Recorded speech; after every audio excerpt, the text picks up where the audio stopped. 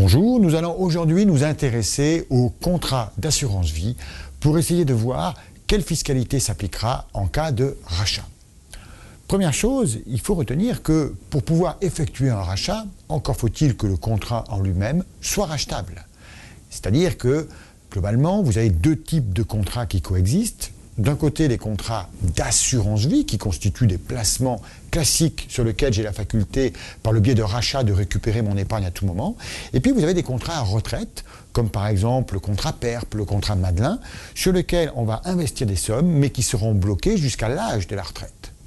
On en sortira d'ailleurs généralement en rente et on aura une taxation qui sera équivalente à celle des pensions et retraites.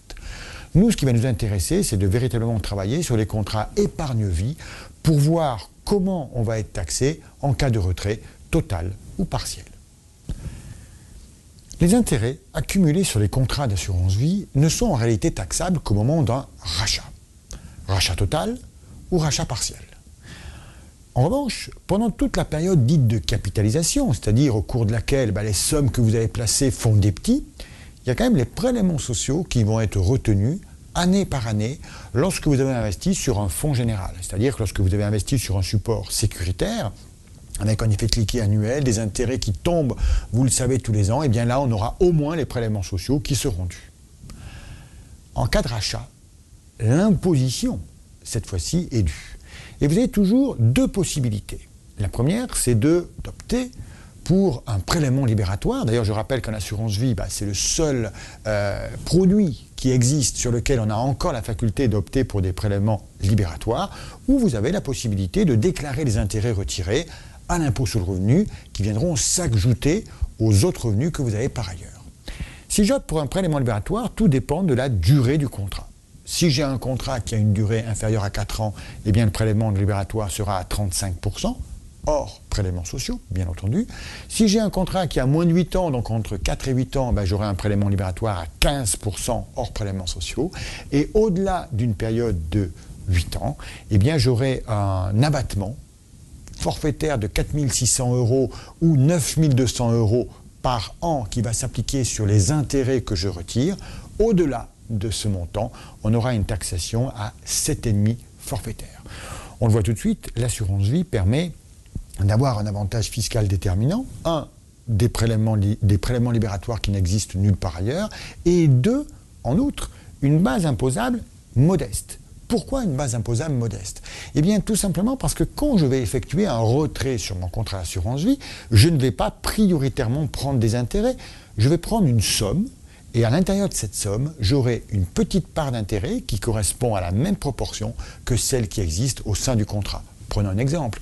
Si j'ai investi 100 sur un contrat et que j'ai 110 de valeur acquise, donc 10 d'intérêt, eh bien si je retire les 10 en question, je ne serai taxé que sur 1/11e, c'est-à-dire la même proportion que celle qui existe dans le contrat. Dans le contrat, j'ai 10 d'intérêt sur 110 de valeur acquise, c'est-à-dire 1/11e.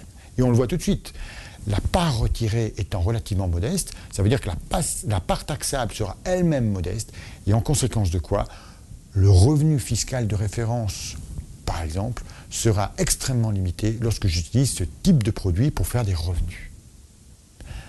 Simplement, ce régime-là s'applique à tous les contrats qui ont été souscrits depuis le 1er janvier 1990. Vous avez peut-être souscrit un contrat ancien avant le 1er janvier 1990. Alors là, attention, ces contrats ont un régime spécifique qui est 6 ans. Les 8 ans dont on a parlé tout à l'heure deviennent 6 années. Mais attention, le mode de calcul de ces 6 années n'est pas le même. Dans les 8 ans, on prend la date de souscription. Dans les 6 ans, sur ces vieux contrats, on retient la durée moyenne pondérée. Alors ça veut dire quoi ?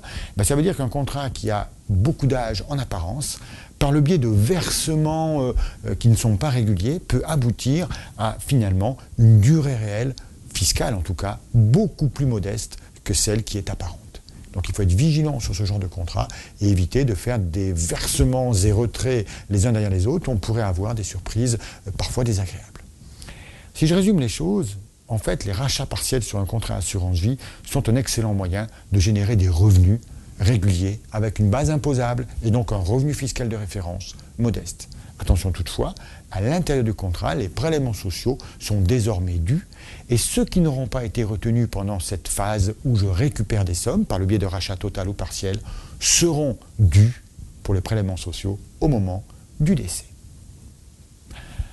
Pour plus de précision par rapport à ces éléments, et notamment pour faire des simulations, eh bien, il serait extrêmement intéressant de vous rapprocher de votre conseiller pour vous mesurer par le biais de chiffres les effets réels de ce genre de rachat partiel.